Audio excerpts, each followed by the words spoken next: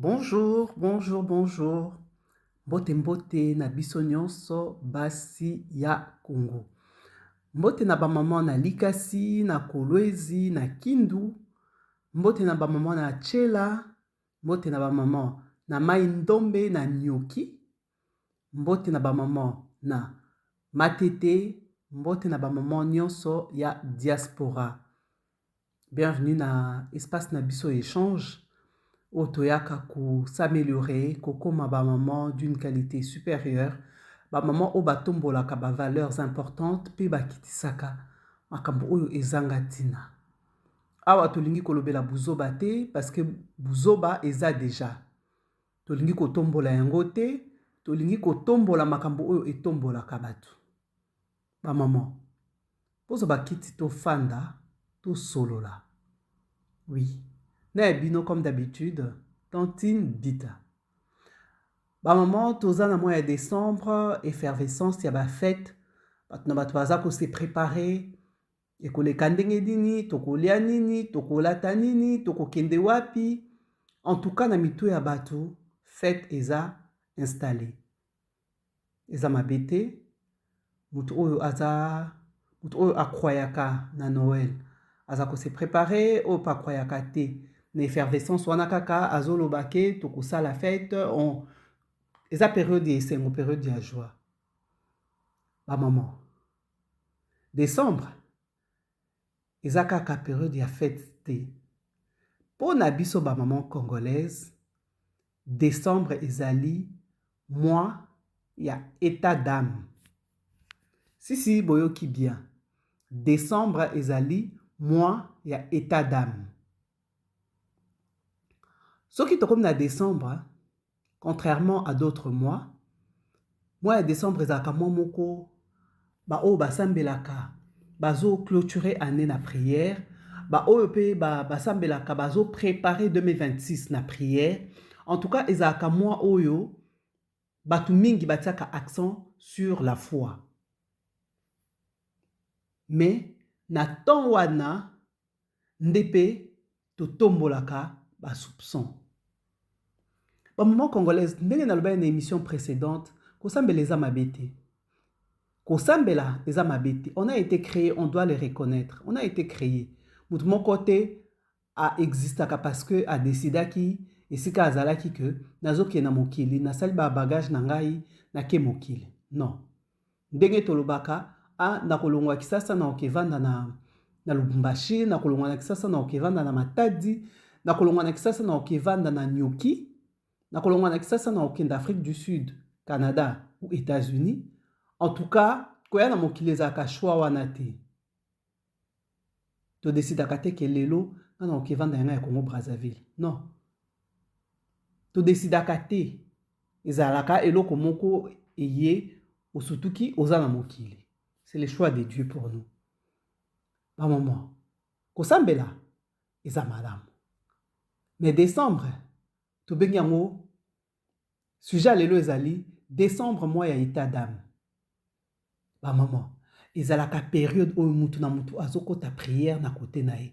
Oyo akokende mangengenge akei, oyo baza na ba programme d'église na bango, akei ba veillée, ba retraite, ba séminaire. En tout cas, nous sommes à fond na ba temps ya prière. Pour na ko recommander année prochaine entre les mains de Dieu, pour na ko yebisa nzambe merci penenga komisi biso tina décembre malgré ba problème nyos autokuté nango, mais en tout cas tozobima année oyo. C'est quelque chose de bien. Mais ba maman, kaka na esika wana tokendaka kosambela, nde tobimaka siko na buzoba. État d'âme. En tout cas, na Congo ekoma formule magique. Na yebi état d'âme na été. Na kopesa ye lambate parce que na yebi état d'âme na été, akosala nango nini, akokende nango wapi. Suspicion eyaka mingi na période oyo. Nga nazo soupçonner ndeko na nga azo soupçonner ngai, et dans tout ça, on se perd. Ba maman congolaise. Et bandi wapi? Tokoyaki à partir ya moment nini? À quel moment est-ce qu'on a glissé et on ne s'est pas rendu compte que tozaki ko glisser dans la bêtise? maman congolaise. Tokoma, soki na lingi na kabela mutu eloko, nazo banga. Je me dis, mutu wana akokanisaki na lingi na sala ye mabe. Akokanisaki na pesi yango, parce que na travaillé déjà elamba wana yango nde na pesi yango, pour la détruire. Objectif, ezaka souvent, pour na ko détruire. Ba maman. Tant que tu kokola, ou ko kende pa cousine na yo, boke, soit toke vacances, ou ko la te lamba cousine na yo. On ne s'est posé aucune question. Aucune. On était à l'aise avec ça. Ou ko kende pa maman kulutu, maman leki, ou la ti liputa nae, ou la ti liputa yaya, liputa endeko. En tout cas, on n'avait pas de problème à ce niveau-là. Et on ne s'est soupçonné de rien. Mais l'élo, maman congolaise na 2025, tout est question d'état d'âme. Tout est question d'état d'âme. Na kopé sa ye lambate parce que ce qui n'a pas sié a kokanisa ke na lingi na bomaye. Ba oyo baza na diaspora, ba kolobake, bat o batikala na mboka, balingi basala nga mabe. Bat o batikala na mboka bazuluka lukanga, balingi ba détruire nga, balingi ba bomanga, balingi basala nga mabe. En tout cas, on est toujours dans des mauvaises actions. Azulinga asalanga mabe, azulinga aliangai, alingi abomanga, alingi abomabana nangai, alingi a induire en erreur, alingi a fragiliser ngai. En tout cas, ba maman congolaise, toza makasi. Tokomi makasi. Na makambu ya ba état d'âme. Mais ba maman, revenons un peu à la raison. Revenons un peu à la raison. Oyebi soki ozo kende quelque part. Okei. Otali ke oh, eseka na kendaki na bungi, na leki, na zonga sima. C'est ce qu'on fait généralement. Na zonga sima, na tala, nzelango on dirait eza onga na zo kendete. On se pose ces questions-là de façon formelle et pose abiso ba problème te. Nazo kende kitambo, na bungi, na zui taxi na sens inverse, na komi na Delvaux, tu te remets en question, tu te dis non. Oh, kitambo magasin za la kaboite, c'est que na bungi na zonga na nesika o na utaki, après nata la direction ya malamu ezawat. C'est ce que l'on fait. Mais si ko na makambo ya losambo, pourquoi est-ce qu'on n'arrive pas à se dire que to bungi, ba maman, to bungi makasi? On se soupçonne trop. Oyo azana diaspora alobi oyo azana mboka alingi asala mabe. Ba oyo bazana capital balobi ke ba koko na biso kuna na mboka, bande kwa mama na biso, bande kwa papa na biso, ba leki baya oyo totike ya mboka bazolinga basala biso mabe. Donc chacun à son niveau azomona ke bato o bazan entre guillemets na senaye bazoluka basala mabe. Pourquoi? Philosophie, on a to développé à partir de quel moment? Total ndenge to bungi. Un moment congolaise. À l'époque, les gens vivaient simplement. C'est vrai que mabe est koti. Mais biso pe tozali ko amplifier ango. Toko ignorer que ba empoisonnement est commis. Toko ko ignorer ango te, c'est une réalité à Kinshasa. Ou un peu partout. Mais na bino bato bozo sambela. Bokoki koluka kimia te ba maman congolaise. Bolembisi biso na makambo ya beta d'âme. On n'en peut plus. Vous nous fatiguez avec ça. Est-ce que vous vous posez les mêmes questions que tant bokenda kosala? Combien de personnes bavandaka bazoloba patron nanga état d'âme neza mabe fona démissionner? Combien? Boutika la kana musala. Botala kate que patron nanga ko koza bakisi. Patron nanga ko koza mutabakisi. Ba libanais, oh esika tozo sala souvent, ba chinois, on ne prie pas les mêmes dieux, mais cela ne vous empêche pas d'aller travailler. Cela ne vous empêche pas d'aller travailler à cause de salaire au bazo futabino. Mais pourquoi est-ce que ceux qui vont se retourner entre biso, tokomi état d'âme na gauche, état d'âme na droite, to matabo état d'âme, to kitabo état d'âme. Ba maman. J'insiste parce que biso nde batuto amplifier makambo ya ba état d'âme oyo. Les églises ne nous ont pas aidés, ce qui fait que ma famille na biso est comme détruite. Décembre ezali mois, lokola mois ya janvier, lokola mois ya avril. Totika kokende kokanga na bandoki, totika kokende kolukana, basili na kati ya mitu. Totika makambo wana. C'est tellement honteux. Ba fête na tango akala, tozalaki bokokutana quelque part en famille, bolie, boseki, bopanzani, mutu moko te akokanisela muninga mabe, to mutu moko te akodouter na eloko o muninga ye nango. On mangeait sans problème et tout allait bien. Mais lelo, popo kutana à 3, à 4, bolia esika moko. Batu mususu bakoma, soki ba prévoir quand même kokutana. Madame Baki est dans un restaurant parce que Bozo le Baké c'est neutre, Moutouana et Bibi sauté, il a à servir comme vendeur. Mais c'est pas normal. C'est pas normal. Maman congolaise. Mbongo, tango ote kaka, na wenze, na supermarché, tout ce que vous voulez. Ba commerce na yo, petit commerce ou grand commerce na yo, au salaka. Oko se posaka question teke, ba client nanga o mbongo na bango bazuli yango ndengeni.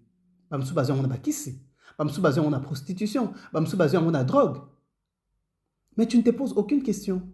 Parce que tu t'es dit, ah, ils ont fait tourner commerce nangaï. Mais pourquoi est-ce que dans le niveau de la famille, et si vous l'embissez batou, avec cette question d'état d'âme, pas moment congolaise, réveillons-nous, tobungi, tobungi. Lelo mama kimba vita soki azongi akoka mwa biso. Bakoko na biso soki bazongi bakoka mwa esika tokomi lelo. Bokolo ba oui progrès technologique to boité. Évolution oui to boité. Ailleurs pe évolution et salami. Mais est-ce que bazokanga na bandoki loko abiso? État d'âme. To lembi na question d'état d'âme, ça nous détruit. Au lieu de kende liboso, au lieu de s'organiser, on n'arrive pas à les faire parce que nga nazo soupçonner ndeko nanga zo soupçonner ngai. On ne peut pas faire communauté, on ne peut pas faire pays, on ne peut pas faire société. Ceux qui m'ont tenu azo soupçonner muninga oyaza à côté. Ma maman congolaise. Pourquoi est-ce que tozo koka ko se remettre en question te? Tant que tozo vanda bien totali. Ce qui total les années 50, 60, 70, oh, tu as une référence nan. La vie n'était pas comme aujourd'hui. Les gens ne se soupçonnaient pas autant. Les gens ne se soupçonnaient pas autant. En plus, vous avez se soupçonner sur base de la religion. Mais ce n'est pas possible. Tobungi. Il faut que tu reconnaître que Tobungi pour que tu apporter changement. Na mode de vie na biso na ba makambo o tozali ko sala. Tu exagéré? Tu exagéré na likambo ya état d'âme. Papa na yo akufi, maman na yo akufi, ndeko na yo akufi. Okokendete pourquoi? Oyebaki état d'âme na été. Mais tant okendaka ba matanga ba camarade na yo. Camarade nanga akufeli mama, akufeli papa. Oyebaki état d'âme ya papa na ye. Oyebaki état d'âme ya koko na ye. Oyebaki état d'âme ya mwana na ye. Arrêtons avec ces bêtises. Ça nous détruit.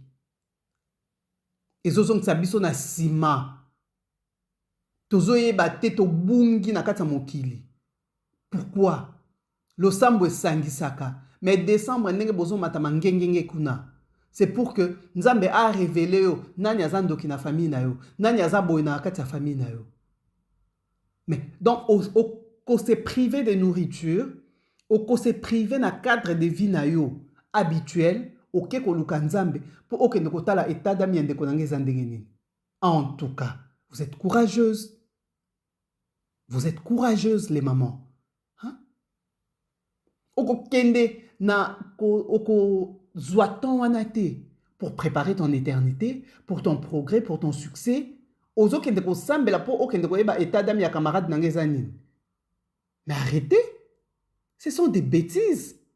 Il faut reconnaître que on a perdu quelque chose na marche na biso. ba maman na biso bakola ki boete ba koko na biso bakola ki boete tobungi.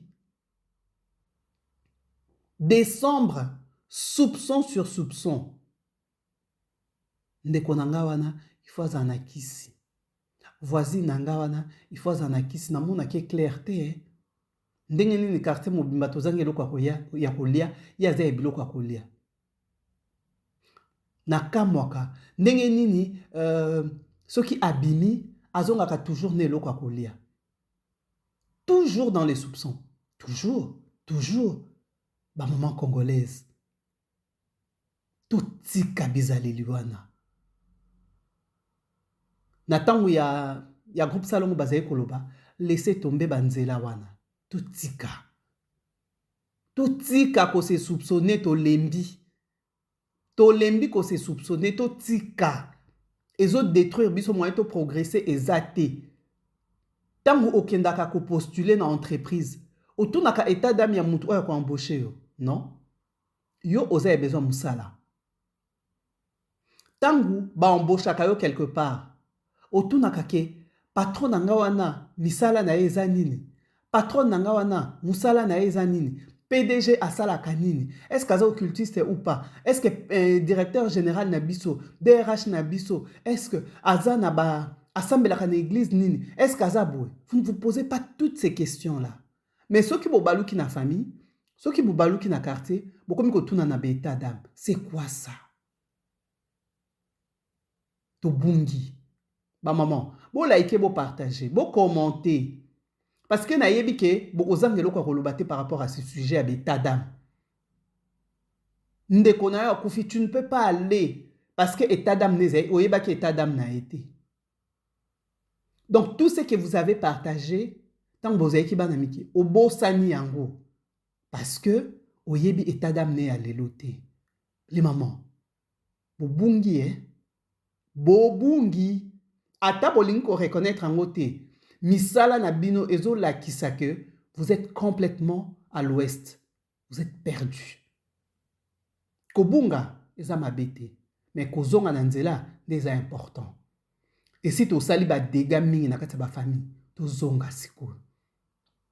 To pe mitanon ba makambo oya beta d'âme wana.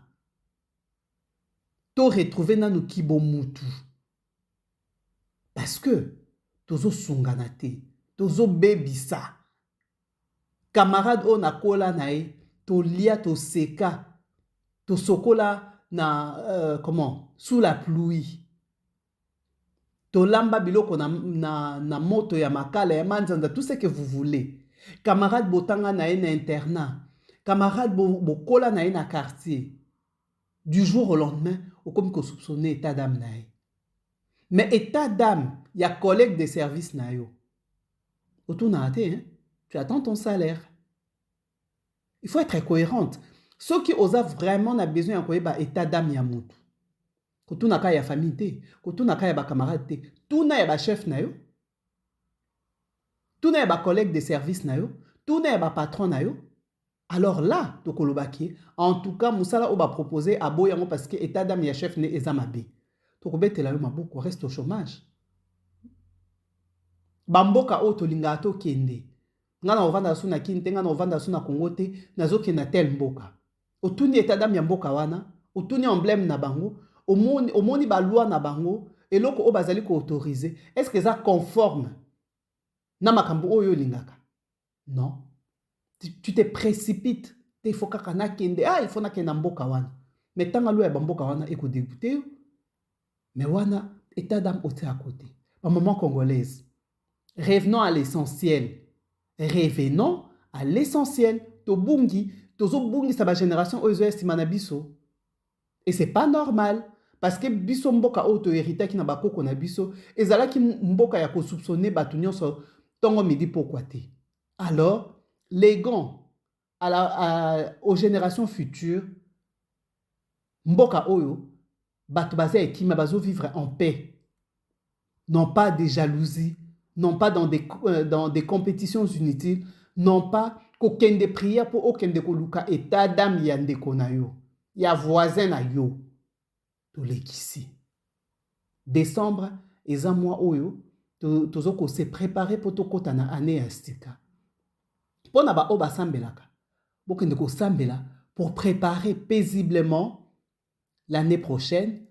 Pona ko sala pe bilan de ce qu'a été cette année 2025. Koloba o ezaki mabe, o ezaki malamu. To tombola o eza malamu, o eza ya mabe to tiki. To sala tri na bandako na biso to boka biloko o ezanga zanga tina.